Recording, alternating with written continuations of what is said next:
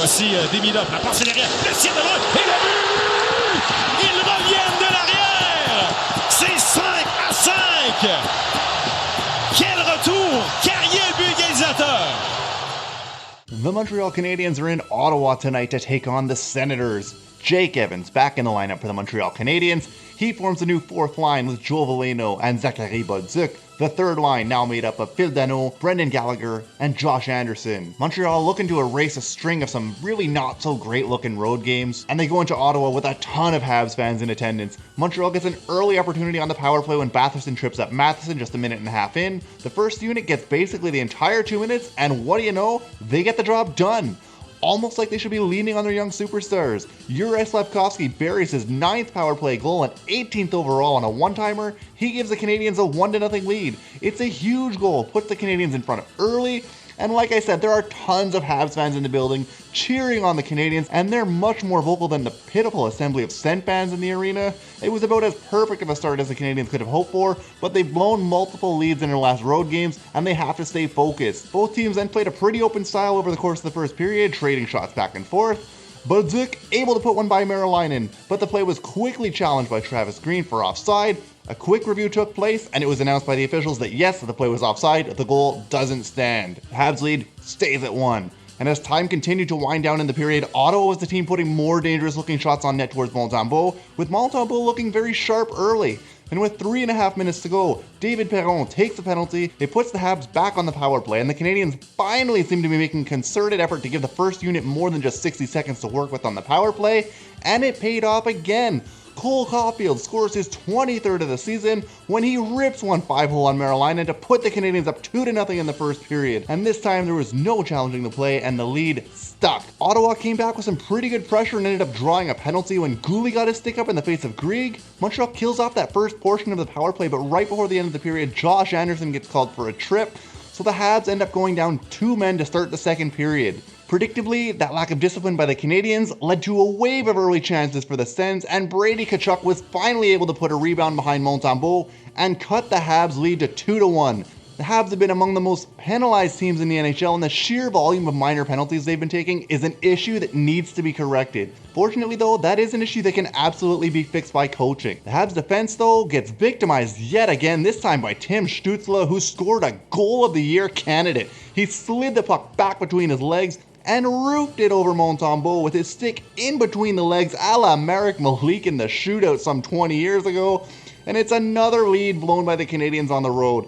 The Habs continue to get hemmed in their own end for lengthy periods at a time, far too often in this one. Josh Anderson continued to impress though, as just over a minute after the Stützle goal, he's able to put the Canadiens back ahead. He takes advantage of a heavy screen in front of Merolainen. He fires one by the Sens netminder. It's not a nice looking goal, but it gives the Canadiens a 3-2 advantage. Fortunately for the Canadiens, the Sens have had the absolute worst goaltending in the league this year.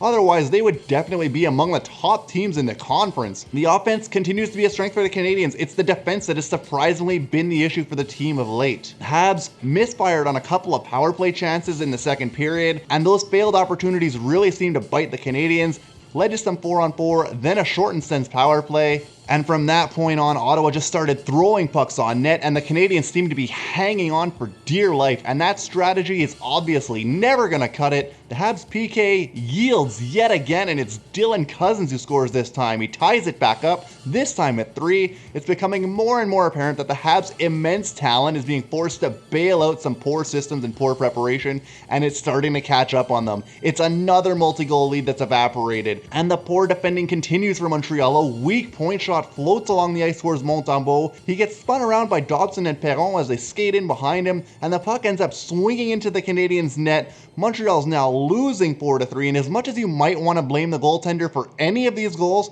these have all been the result of terrible defensive lapses. It's one of the worst periods of the season by the Canadiens. They're outscored 4-1 by Ottawa and just demolished in terms of shots for. Montreal only has 10 shots on goal through 40 minutes. That's just an unacceptable total. Luckily, they managed to capitalize on their opportunities, and they're only down by a goal, but they have been thoroughly outclassed by the Senators up to this point.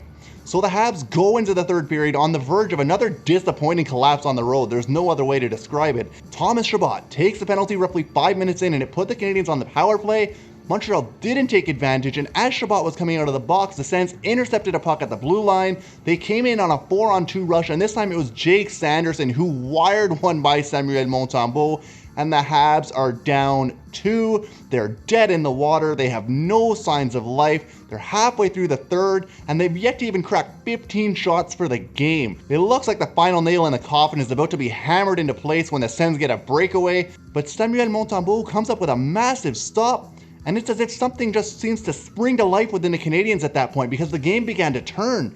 And with just under 5 minutes to go in the third, the Canadiens pulled Samuel Montembeault for the extra attacker, and almost immediately, a Lane Hutson point shot is directed on net and deflected beautifully by Juraj Slafkovsky. Out of nowhere, the Canadiens have life, and they still have 4.5 minutes to find the equalizer. The Habs go to work, and they don't need 4.5 minutes. In fact, they only need 1 minute and 5 seconds. Ivan Demidov finds an open passing lane from behind the net right onto the tape of the stick of Alexandre Carrier, who connects with a one-timer just enough to fool Meriläinen and miraculously brings the Canadiens level at 5. Somehow, some way, in totally unmerited fashion, the Canadiens have snuck back and tied this game up after being completely dead to rights. Montreal forces overtime, the teams go to 3-on-3, and the opportunities come fast and furious. First, it's Lane Hutson who tries to end it just seconds in, but he's robbed by Meriläinen, his best save of the game by far. Ottawa comes right down the other way. They have a potential game-winning one-timer,